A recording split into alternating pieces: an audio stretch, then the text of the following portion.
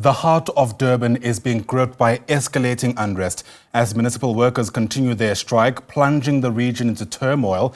Initially a labor dispute, the situation has now escalated to what's being described as a full-on crisis, prompting protests over a lack of service delivery. This has raised a number of questions about governance and the municipality's ability to address community needs. Let's get your insight on this. Bring in political analyst Dr. Ongama Mtimka, who joins us now via our video link. And Dr. Mtimka, it's great to have you on the SABC News channel. Thanks as always for making time. Let's face it, it's yet another major city in our country seemingly brought to its knees because of an apparent lack of management. I wonder from your reading how you reckon we got here. Good morning to you and your viewers. Inanda, thank you for having me. This is a very interesting case. We do know that structurally, income inequality in South Africa is a big problem. And if I look at things from the perspective of the striking workers, the demands for equalization or benchmarking of incomes in line with what other metros pay is an interesting call in a South Africa where, there's the income inequality is a challenge. You do point to this issue of poor management.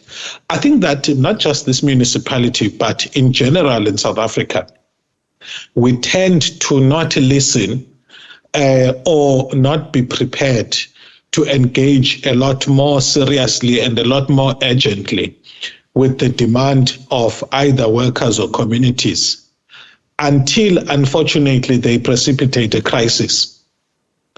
And in fact, it has been through generating a crisis that a sense of urgency gets to be there and a commitment to resolving the issues gets to be there. And this is the unfortunate part about leadership and collaborative, creative creation of mutual value in South Africa. You're absolutely right. It is a multiplicity of issues, and I'm hoping we'll ventilate them piecemeal-wise. But as a start, as you were speaking, we were showing some of the visuals in parts of EThekwini. That place has been rendered virtually unrecognizable, with some of the garbage quite literally spilling over onto the streets. And the concern for many residents is that once you pass a particular threshold, it's difficult to get back. It's hard to imagine how the cleanup process in that particular region could be so effective that we're able to see EThekwini in the kind of state that we're used to it in, which is where there isn't piles of rubbish at every turn. Yeah, it's concerning, even though the report of the city manager yesterday at the council meeting was to the effect that the meeting with SAMU was successful and there's commitment. I think there was Mr. Makagula from the National SAMU office who confirmed that there is a process that's been arrived at as far as this benchmarking exercise is concerned, with a view to coming back in 2 weeks with an answer that may be satisfactory, and therefore agreeing to call off the strike. So that's good news. But you're quite right, it's going to be very difficult. The unfortunate thing also is the reports of the death of a person who was attempting to go to work at the hands of alleged municipal workers who were protesting. And we, in South Africa, we will be up in arms when security forces are involved in the killing of somebody, or especially protesting workers. But we tend to be a lot more forgiving when workers do the same thing. It has to do with our general alliances with the underdogs, but I think this is something that should be strongly condemned. Yeah. The municipal strike obviously was illegal in terms of the reports and the interdict that the municipality was able to get, but it's a big challenge how we can create. There's the need for creating a new environment for protesting in South Africa, which could have the same results of creating a little bit of urgency to address issues, but without the disruptions that we get to see. I mean, it's not only this rubbish that's been piling up. Some communities were said not to have water and electricity, and it's nothing short of sabotage. Yeah, and I mean, in many instances, these are issues that actually preceded the strike. So I can imagine for many residents, it's just exacerbated an already existing problem. But you've already touched on this as well, Dr. Mtimka, this idea of being able to manage the situation before it escalates to what we're seeing now in and around Durban. And I suppose there's going to be a lot of room for reflection once we get past this point, how we could get to a situation where labor disputes do not escalate to the kind of sometimes irreparable harm that is meted out on some of these cities. Yeah, and the key competencies for that are general conflict management skills, and risk management. And risk not necessarily as a function which is aligned to an internal audit function of municipalities, but more generally around political risks at a local level as far as community protests are concerned, but also service delivery risks as far as inside a municipality. Conflict management and proper risk management help to understand what is the possibility should things remain unresolved, should latent conflicts remain unresolved, and uses the potential consequences of those risks occurring as a galvanizing mechanism to create a little bit of urgency in resolving the issues. Now, here's a problem with people who work in scenario planning, conflict prevention, and risk management, is that very often what they warn against may be undermined by others or may be looked down upon because it has not occurred, especially in a society where you find that there's competing pressures for resources until it actually happens. And now people start panicking.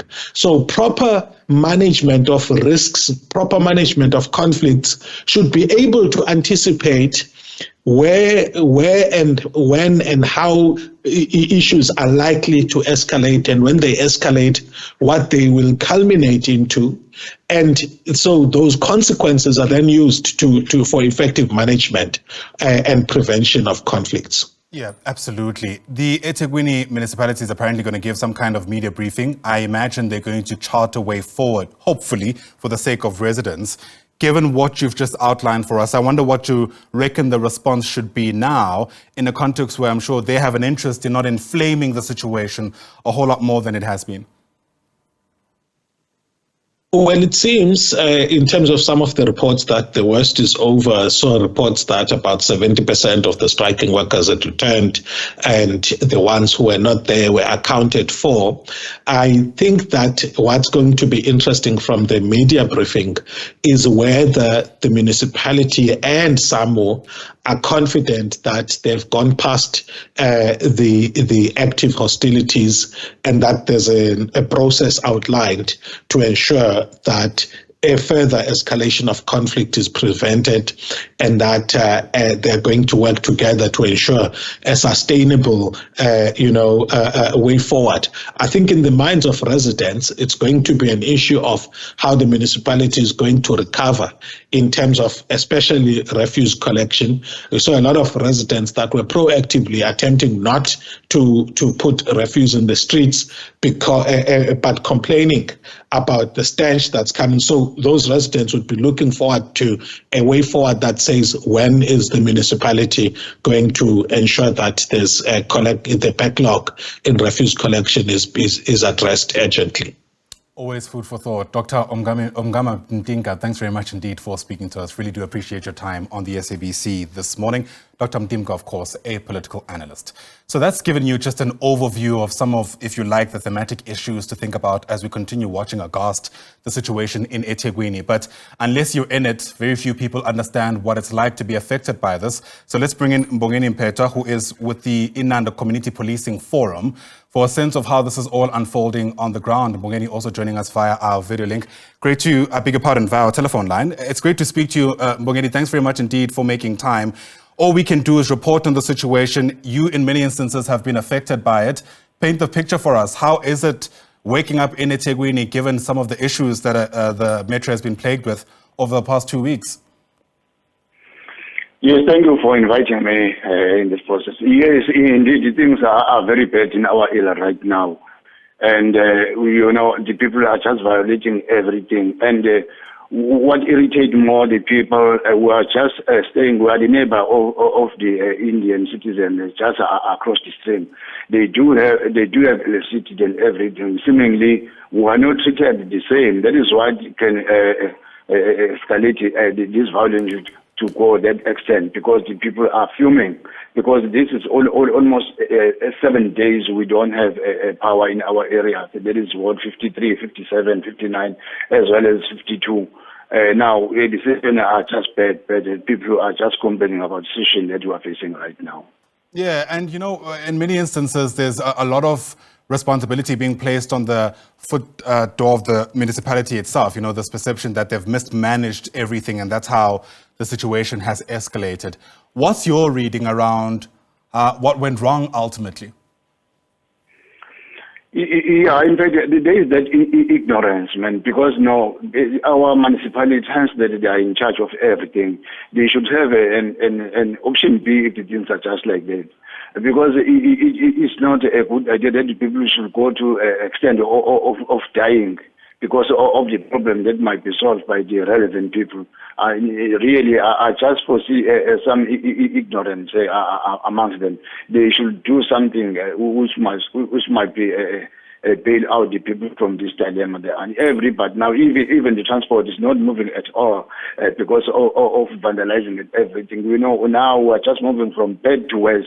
If they should not just intervene and do something immediately, I can tell you 2 days from now, most of the thing will be happen, because the people now they are toying, they are screaming, they are just crossing the road, they are burning the tires. It's terrible. This place is ungovernable as from now onwards.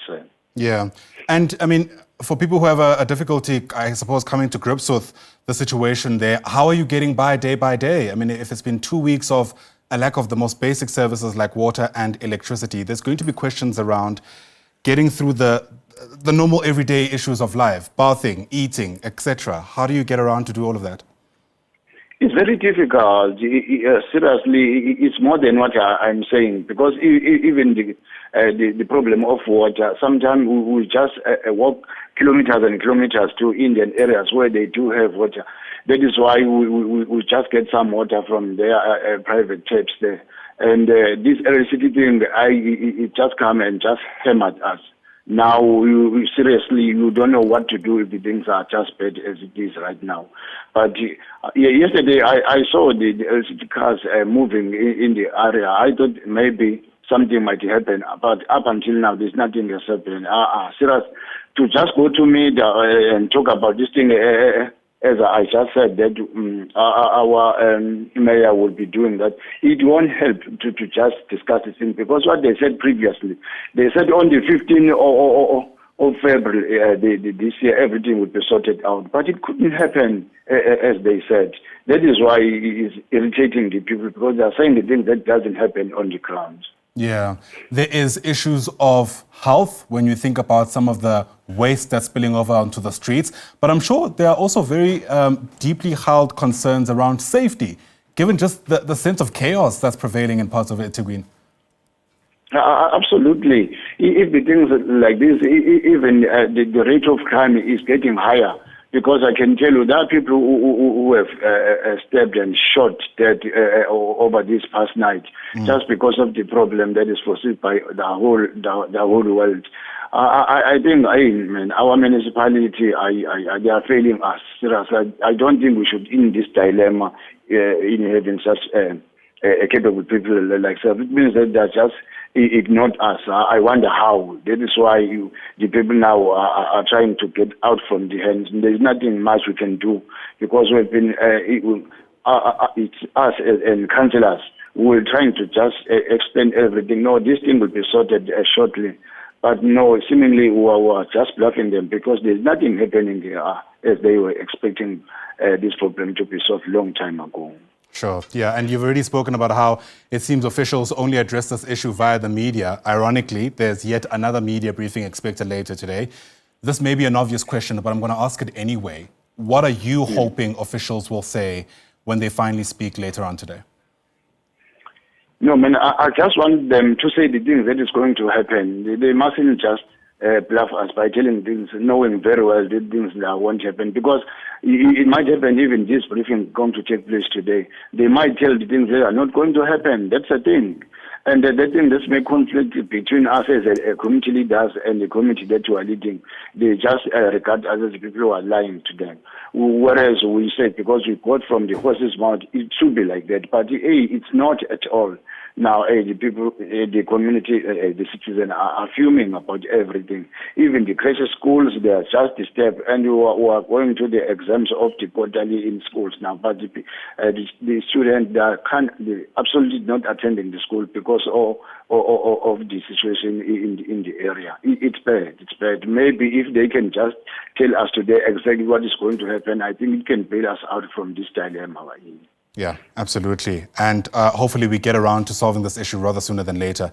Thanks very much for painting the picture for us. Really do appreciate your time on the SABC. That's Mbongeni Phewa, who is part of the Inanda Community Policing Forum, obviously affected by the ongoing municipal worker strike in that particular area, even though it does appear the worst is behind us with some of the striking workers back at work.